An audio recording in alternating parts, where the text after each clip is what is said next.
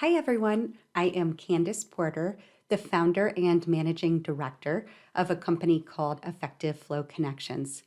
More importantly, I am a seasoned project manager, and one of the most challenging things that can come on your plate when managing a project is developing your project team.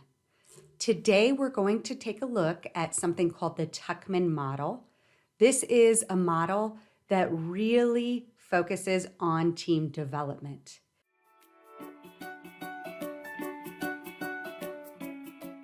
Today, we are going to talk about project teams. It can be very difficult to build the culture and really get a performing project team. When kicking off a project, oftentimes there are unclear roles and responsibilities. Sometimes the project manager doesn't even have authority over the actual team members. It could be the team members work for a different manager. Maybe it's a cross-functional team, and everyone's coming together trying to figure out how to best accomplish the shared goals. We are going to focus on something called the Tuckman Model today. The Tuckman Model is really about the stages of team development. This is something that I actually learned when I was in the Air Force, because you move quite often when you're in the military. And so you are constantly switching out team members and trying to build a strong team. It is something that was developed by someone named Bruce Tuckman. And although we'll look at it as a linear step-by-step, one, not all teams actually get to the performing stage, and teams can go back and forth between different stages. So please keep that in mind as we move throughout this video. There are 5 different stages, and they are forming, storming, norming, performing, and adjourning. This fits right in to Project Management Institute's PMBOK. It is actually called out in the 6th edition of the PMBOK. So if you have a copy of this and want to learn a little bit more, you can turn to page 336. It falls under development team. So 9.4 is where you're going to learn more about the Tuckman ladder in PMBOK 6th edition. Recognizing that they really slimmed down the PMBOK 7th edition, they still kept this in here because it is such an important topic. So if you have the 7th edition, and especially if you're studying for the PMP, the new exam that came out, you're going to want to be familiar with the Tuckman ladder. This is on page 166, and know why it's important. If you are focusing full-time on only the technical aspects of project management, the time, the scope, the budget, then you are not focusing on the team dynamics. And team dynamics can make or break a project. It can make a project feel really good. People love getting up and coming into work and focusing on those shared goals. Or they can really dread it and make it much harder than it needs to be with conflict on a day-to-day basis. We will talk about some things that you can specifically do in each of these stages. So again, forming, storming, norming, performing, and adjourning. So keep these stages in mind, and we will walk through each of them now. The forming stage is the first stage of the Tuckman model. This is really when the team is coming together. There's usually a lot of formalities and niceties. People are really getting to know each other, going from strangers to acquaintances. When we talk about the forming stage, it is important to establish ground rules. If you've ever heard of creating a team charter when you're kicking off a new project, this is the do's and don'ts of how people are going to interact. And it can be very, very effective. Even communication norms can be very, very helpful. For example, If it's after 5 p.m., I would prefer a text versus an email. Or if something is urgent, please call me. You could also agree to everyone will attend every project meeting. And if there is an urgent reason why someone cannot attend, they will go back and review all meeting minutes, the RAID log, and make sure that they bring any questions to the team prior to the next meeting so that they're not playing catch up then. So again, forming stage, everyone's coming together for the first time, and establishing ground rules early on is going to make a huge difference when we're looking at moving forward. This storming phase, this is the phase where there tends to be conflict moving in. People start to feel more comfortable and communicate their feelings, but rather than think of themselves as a team, they still feel they are individuals working with other people. Sometimes they'll be resisting control, and it's a lot of times because they're not clear on their roles and responsibilities. Maybe they don't want people in their backyard or looking over their shoulder. And so sometimes some hostility will come in here. This is a phase that often happens. The goal is to try to move through it quickly. So if you are a project manager and you're seeing your team in this storming phase, I would ask them, do we need to revisit any of the ground rules that we established? How are we going to hold each other accountable? Are the roles and responsibilities clear? And when we're looking at the task or the work associated with the project, does everyone know what they're responsible for? That can be a big piece. So make sure you're trying to get through that storming phase. You do have some ground rules in place. You have a way to hold each other accountable, and everyone's clear on what it is that they should be delivering. When we get into the norming phase, this is where people start to realize that they can achieve work and listen to others. So maybe they don't always see eye to eye, but they can agree to disagree. This is also where people start to feel like they're coming together as a team rather than individuals. That's a big step. So I no longer feel like I'm by myself working with other people around me. I'm actually part of the team.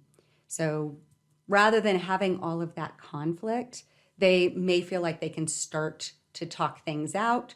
Oh, I thought that I was going to be the person responsible for that, but you're also working on that. Who wants to take the lead on it?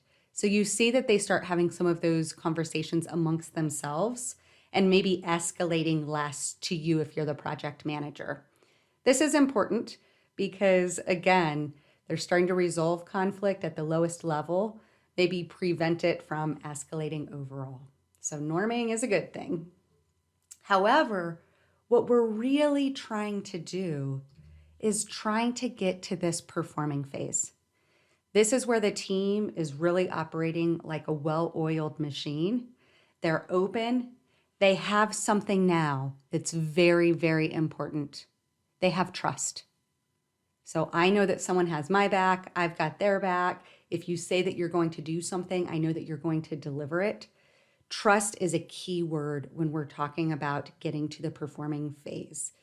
This is really a great stage to be in when you're working with a project team. Again, they're managing conflict usually, and they are working it out as things come up. They know what they're good at, and maybe they're taking the lead on those things. They know what others are good at, and maybe they are allowing them to take the lead on those things. So the skills are really aligning with the work here, and trust is taking place. This is where you want to operate. I will tell you that project teams, it's not everyone showing up on day one and going through this norming phase, and then they're all moving throughout. As I mentioned at the beginning, people may go back to different phases. So maybe I'm in performing phase and we get a new person on the team. That person may be starting at the very beginning, going through norming. However, maybe that person pulls a couple of the other team members back into the storming phase with them because now there's unclear roles and responsibilities.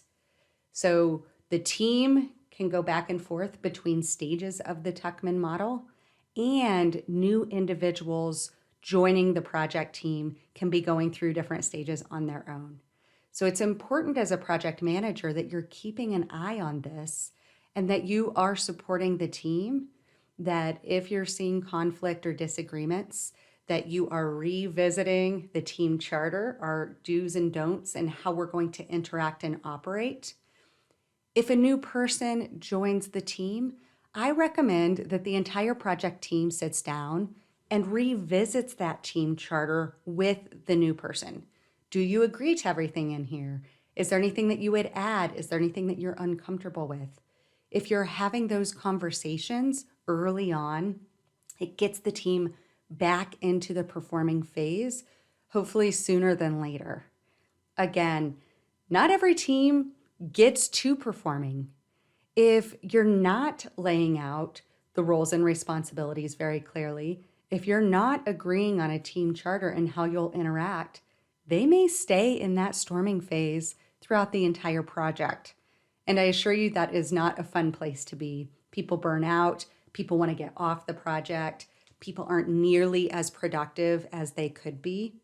So be mindful of this. Dynamics are very important when we're building a strong culture and a strong project team.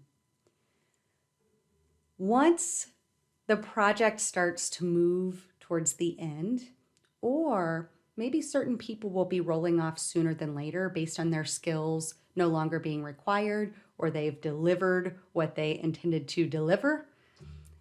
And adjourning, I also called this the mourning phase, because if a team has been performing and they've got trust and they've been in the groove, and now the project is coming to an end, it may be a little bit sad for people to be rolling off and moving on to a new project where they're going to be working with different people.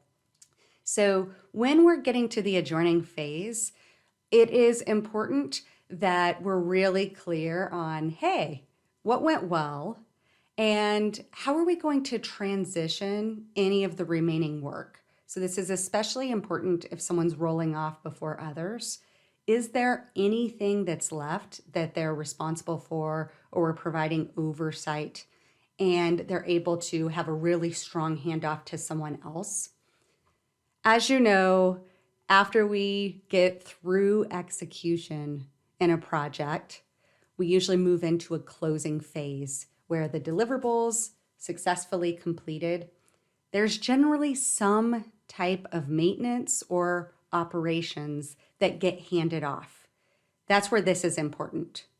So if the project team is rolling off, they're dispersing, who are they handing over any remaining deliverables? Who are they providing some of their expertise to so that the project can successfully close out and move into operations? I will also close by talking a little bit about an assessment that you can give. If you have ever heard of Wiley Disc Workplace, it's an assessment that takes about 20 minutes for each individual to take it. It's a forced choice assessment.